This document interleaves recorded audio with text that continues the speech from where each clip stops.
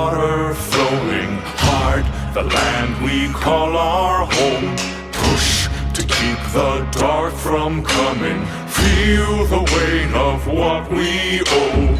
This, the song of sons and daughters, hide the heart of who we are, making peace to build a future, strong, united, working till we fall.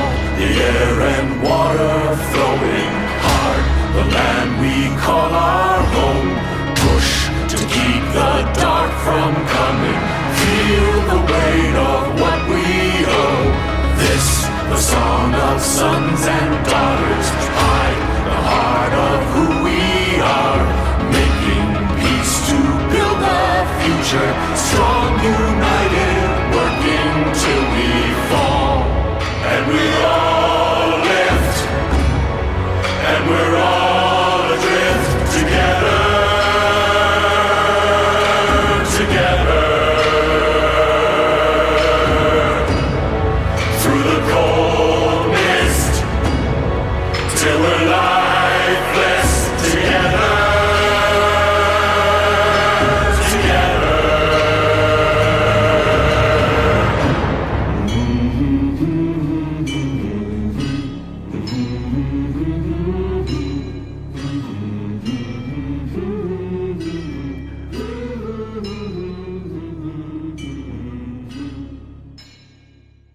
I was originally going to start this off with a long and drawn-out anecdote about all the ways that AI is being used and its effects on our lives, both individually and as a society. But you're probably quite well aware of them already. Sure, it may be able to simulate protein structures at much faster rates than experiments, resulting in research for drugs and vaccines to be greatly accelerated. But that is what the professionals are using it for. We all know that most people are using it for less profound means, the good and the bad, the helpful and the harmful, but with most of it, unfortunately, being not ideal. Even when companies try to integrate it, it usually results in it causing more problems than anything productive, consuming enormous amounts of energy in the process, with everyday people having to pay for it. This lack of profitable adaptation is not showing great signs for the businesses using AI and the businesses making AI. Except for the ones making the things that make the AI, they seem to have cracked the code. You know, the whole shovel during a gold rush idea. This has ended up with AI companies being in an Ouroboros situation where the same $100 billion are being promised around from one to the other in order to keep the stocks high and the confidence even higher, and hope that it all works out in the end. Because, as we all know, the most important human right, even above food and shelter, is increasing shareholder value.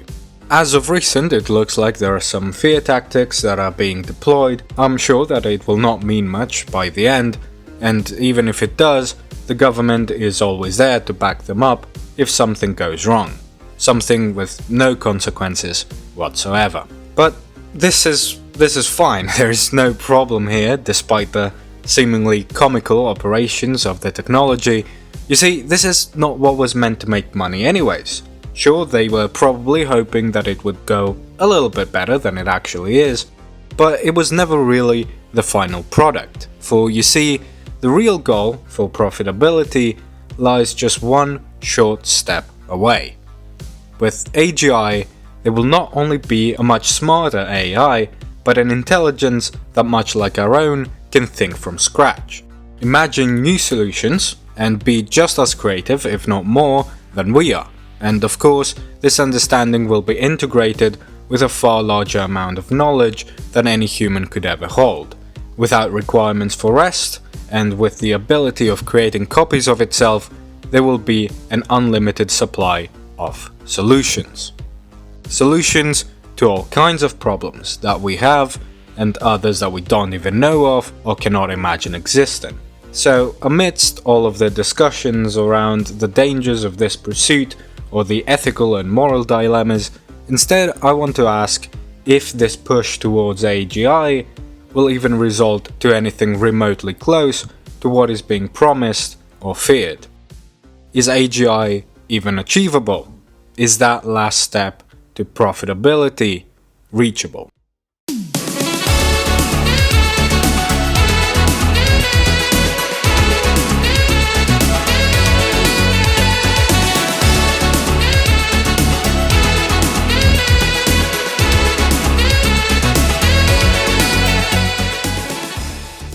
The most famous of AIs being used are LLMs, or large language models, and it is important to make a distinction around the way that they provide us with information.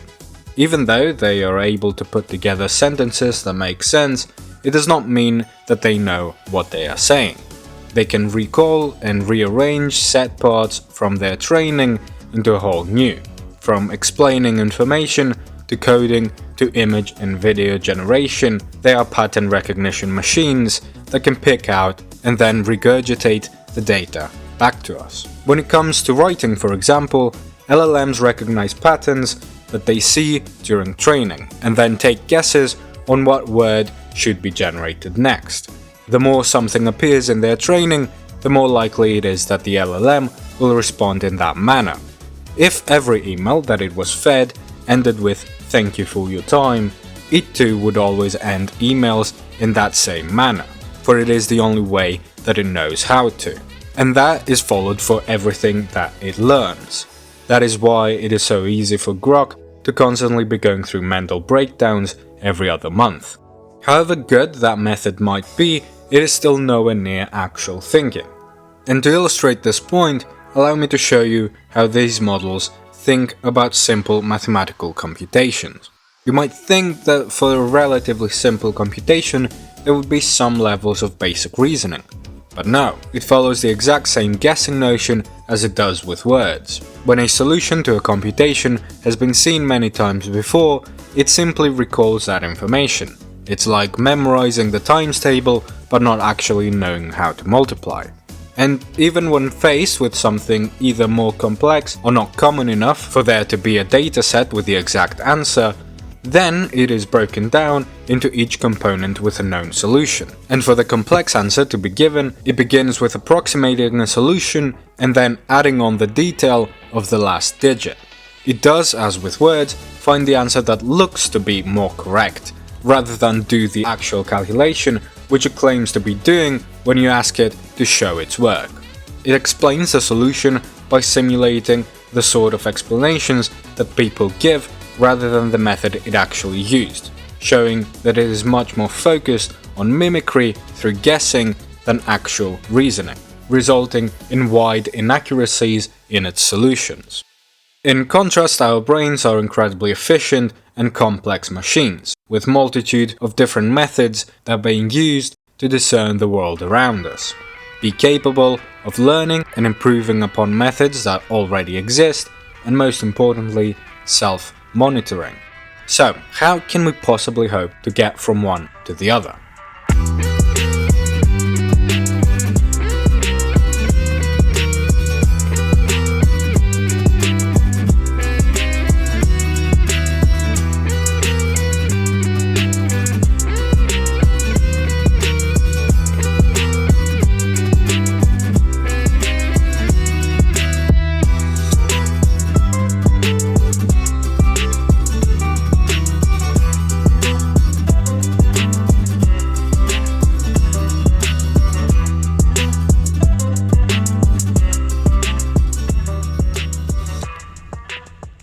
So, by the looks of things, it seems that sooner or later there will be a ceiling that will be reached by LLMs, as they are caged by the data that they are trained on, especially when a substantial amount of that data is being made by AIs.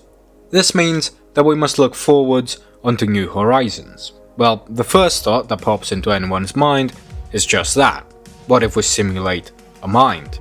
The human brain contains 86 billion neurons, each acting as one node to a few tens of thousands synapses each. Simulating a single neuron has not only been achieved, but is one of the most thoroughly researched topics in neuroscience. And now you just have to do that again. Just, a few more times. so that can definitely be classified under the a bit too complex, but ultimately not impossible. The classic success story for this would be the full simulation of a nematode's brain, all 302 neurons of it. They were vastly simplified and their neurochemistry was mostly ignored, but let's be optimistic for a bit, as it allowed for the replication of movements and detection of sensory inputs. This outcome did require the simulation of an environment and muscles for this behavior to take place, and even so, it much more resembled a well-wired detector rather than a thinking organism. With even the smallest of changes to its neural structure, or the internal complexity of the neurons, or the dynamics of the synapses, causing vastly different outputs.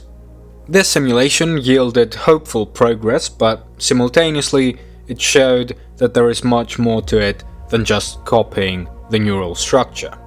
And don't worry, it goes downhill from here much faster. The brain of a fruit fly has been partially simulated, with some partial sensory simulation and even a simple memory structure, but all without any behavioral links. Studies of fish brains have produced brain-wide response maps, and with mice, a very small portion of the visual cortex has been well studied, and as you can guess, this is nowhere near sufficient enough data to generate any simulations from. And now, looking at the leap to a human brain, it becomes increasingly more worrisome for the feasibility of any simulation. Even though neural connections and cell structures in different parts of the brain have been studied, even well studied, the data remains incomplete on the connections themselves and the dynamics between electrical patterns, which, as was learned from the nematode, played just as crucial of a role. And all of that on top of the insane computing cost that it would take. As mentioned before, thus far a small collection of neurons have been able to simulate locomotion and, more importantly, receive sensory information from the environment. However, when the complexity moved up, as we saw with the fruit fly, there were similar achievements but with no behavioral links of any kind. Although it was a partial simulation, it further emphasized just how important the additional factors are to producing expected behaviors, as those have quickly become the main roadblocks. But then the question arises of whether a complete simulation of a larger neural structure would be able to capture the other functions of those more advanced brains like it did with the simpler ones. Is this all that it takes for a thoughtful brain to function? If that is so, as most neuroscientists seem to suggest, then this could become a clear path for the AI companies to march on, but also a real headache for all, due to the distance that has to be traveled.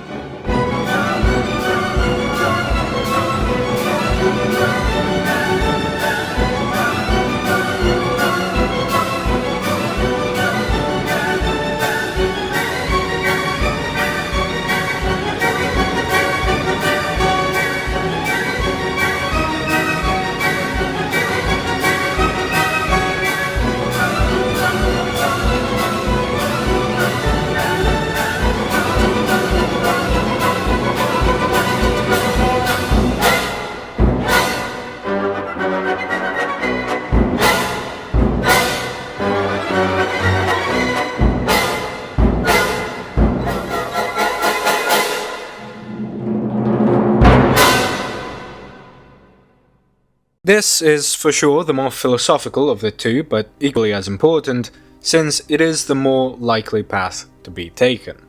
You see, the structure of neural networks can look similar to our own neurons, at least in some functions, which makes sense. Nature usually finds out how to make something as best as possible, and we learn from that. It's one of our greatest traits. And there are some basic similarities at specific tasks. For example, when it comes to our vision, we can identify each specific element of the picture and create scenarios of implications, then find the most likely of them and reach conclusions of what it is that we are observing. Similarly, an LLM can look at a sentence and break down each individual word and find its unique implications, and how these are correlated to the words that come before and after it. But we must also remember that they don't have to be structured as such. Perhaps there are other, more beneficial structures that we don't know of yet. There are already AIs that do not use the structure set by LLMs, and you can probably recognize a few of them. Algorithmic recommendation systems in social media, computer vision in cars, AlphaFold, the protein structure AI that I referred to at the beginning, voice recognition, chessbots, and many more such examples. All of these are architecturally different from LLMs, and as you can probably tell, they're not at all like them. Instead, they're all contained at different sets of tasks. So then the question becomes whether an algorithmic computational system of any neural structure can ever become conscious by mastering multiple, if not all, the different specializations that we have adapted. The deterministic standpoint tells us that it is possible, since consciousness is an emergent property, originating from the specific structure of the brain, with creativity, decision-making and free will simply being functions that occur as a result from set trigger points. The decisions might appear individualistic, but in reality they have been carved in from each person's past experiences and have become unavoidable conclusions. Meaning that hypothetically, with the exact same dynamics of every neuron, these same functions could be replicated, and it is not impossible to think that the nature of those emergent properties do not have to be tied to one specific neural structure. A single ant is a pretty simple-minded creature, and yet a colony of them can build complex structures, road networks, wage wars, and create alliances. These are all emergent properties from the way that ants behave. With just some simple rules for each individual, based around the distance being traveled in search, producing either attractive or repulsive pheromones based on what you found in your search, and the capacity to either follow or avoid paths based on their attractiveness, you can create a vibrant simulation that can replicate a lot of their behaviors despite the binary nature of the data. And so, without the need to simulate an entire colony of ant brains, you're capable of achieving a close approximation due to the nature of emergent properties, marking a way for a unique but also simplified neural network being capable of replicating deterministic functions. But simultaneously, we don't live in a fully deterministic world either. I made a video quite a while back now about randomness and if it actually exists. The conclusion is that in our world, determinism may rule most aspects of our everyday lives. However, this does not mean that true randomness does not exist. However, it only does in two actual scenarios that aren't just things mathematicians made up. First, in the scale of the microcosm, where quantum mechanical processes have the greatest effect, and secondly, in chaotic systems, over extended periods of time, where uncertainties of the smallest variety can exponentially grow into errors that make the whole system impossible to predict. Often, free will is seen as a result of the element of randomness that we as individuals can input into our lives. But an example of countering that is to think of it as real, but only when you actively think about it, much like manual breathing or blinking. My deepest apologies, but I needed to make the point. For example, you could have just jumped in the air and clapped your hands whilst you were walking on your way to buy groceries. There was nothing stopping you, but you most likely didn't do it. You didn't because you didn't think of it as something worth doing, either due to its meaninglessness or social embarrassment. Either way, the thought didn't cross your brain, at least not to a high enough level. The thought might have existed in your brain for a brief moment. We know that the brain simulates many different outcomes of everything going on around us at all times, and in order to uncover all of those scenarios, even the more fantastical ones, there needs to be a level of noise into the system, with the noise having to be built on the basis of randomness. That is a technique already used by AI, but with the noise originating from probability distributions and other statistical tricks rather than actual randomness that might be required, much like the randomness that is proposed to be produced due to quantum tunneling in our brains. However, the impact of such quantum effects are widely interpreted to be negligible, when compared to the wider, more in-depth functions of the brain, and not really being able to adhere to much more than noise generation. And yet that is not the end for our brain's attempt at separation from determinism. Perhaps it is like Penrose is describing it, that there are non-computable physical processes involved in conscious choice that classical computers might be insufficient in replicating, an idea built around Gödel's theorem. Mathematicians are cruel lunatics that lost their minds long ago, and any attempt to reason with them is futile at best. However, I seemingly keep forgetting that no matter how many times I have been reminded of it. So, after many hours wasted, this is the simplest way that I can put it. Imagine that you have a rulebook, and you can only declare a statement true if it can be proven using the rules in the rulebook. Now, suppose a statement that says that X cannot be proven using the rulebook.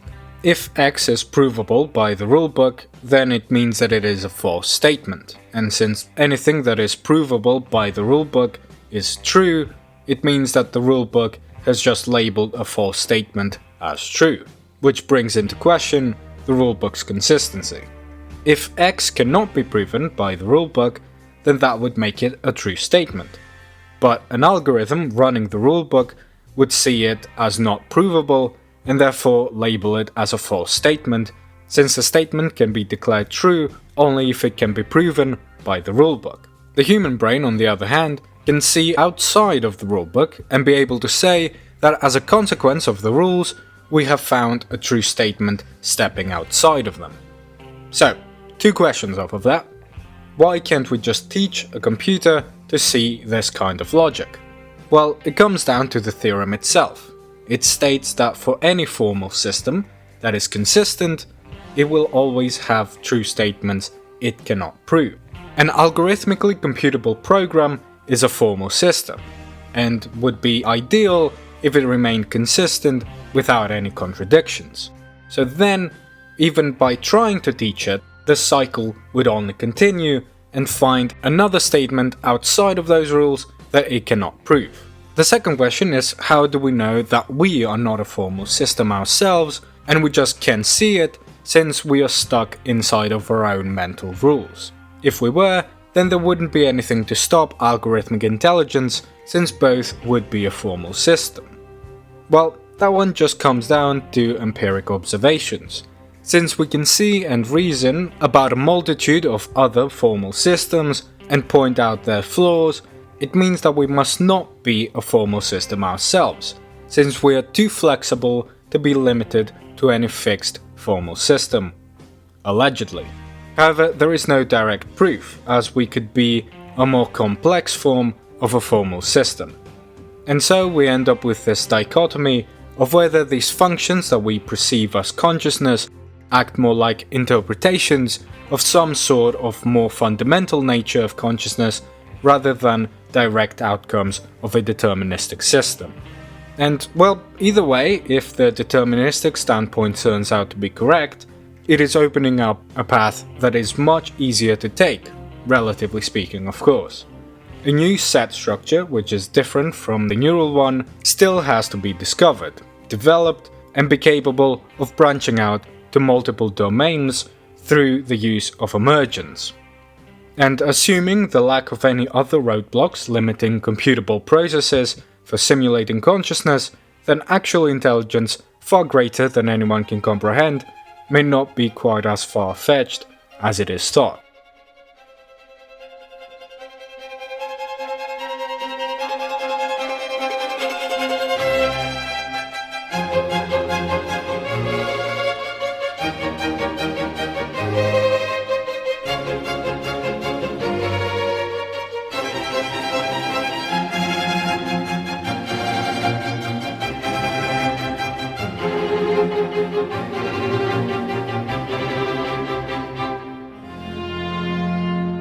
Of course, these aren't the only proposed ways for AGI to be created, but they are the most commonly discussed.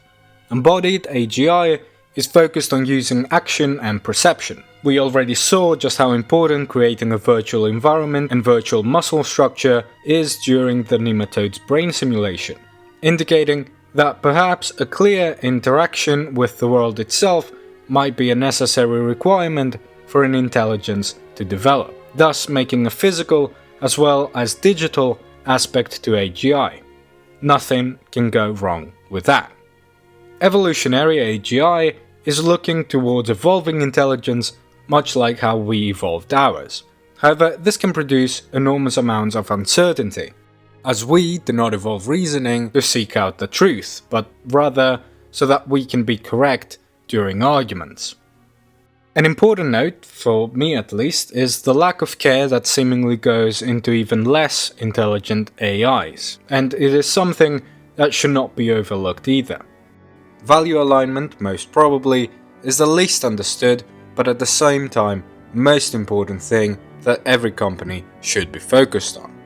You might be aware of the open letter that was signed by prominent computer scientists and CEOs of AI companies, with it being focused on making promises towards safety concerns around the kinds of scenarios where we have become the ants in the world of artificial intelligences. What is much lesser known is a letter called Redline, that was signed by many of the same people as the previous one, but excluding the CEOs. So, what could this letter possibly contain that would make all of the CEOs shy away from it? It outlines problems that are taking place in our present. Widespread misinformation and manipulation of individuals, including children. Mass unemployment, systematic human rights violations, and a commitment to ensure that all advanced AI providers are held accountable, making the companies slow down in order to fully understand and control the software that they are developing. Indirectly, clearing our understanding of alignment issues, which in turn help prevent hypothetical world-ending scenarios. And as important as those future problems might be, are they really so much more important that we are to fully ignore the here and now? That we are to allow for this gross misuse of this technology to continue, knowingly allowing it to harm individuals? Now, it would be funny to end this by saying that this whole thing was written by AI, and that it is simply trying to distract us away from its true malevolent goals of gaining consciousness much faster than anyone expects. But don't worry, it wasn't. If you couldn't tell, this topic is quite far from what I'm familiar with, so please do correct my naivety in the comments. All of this started both due to the craziness of AI as of late, and seeing if all of this circus will even lead to anything notable, but also because now, more than ever, the question lingers on whether superintelligence that will wipe us out is even possible. Regardless of my conclusions, which I'd prefer to keep to myself, and the boldness of some of the viewpoints, it is important to remember, despite the attempts of our arrogance to make us forget, that in nature's eyes we are no different than all of the other species, those that came before us and the ones that will be here after us. Perhaps testing her patience is not the wisest of moves to make, as we seem to have forgotten her cruelty. And the writings of an old man from eons ago have put it far more eloquently than I ever could, with the words being prophetic back then, and perhaps holding on to that attribute. A day will come when sacred Troy shall perish, and Priam and his people shall be slain. And as Carthage was being burned, those same words were uttered by its Roman conqueror, as he was overlooking the Inferno. His teacher, standing next to him, asked what had brought these words to him. It was answered by a fearful question. Is this the fate of all empires? Is this the fate of Rome?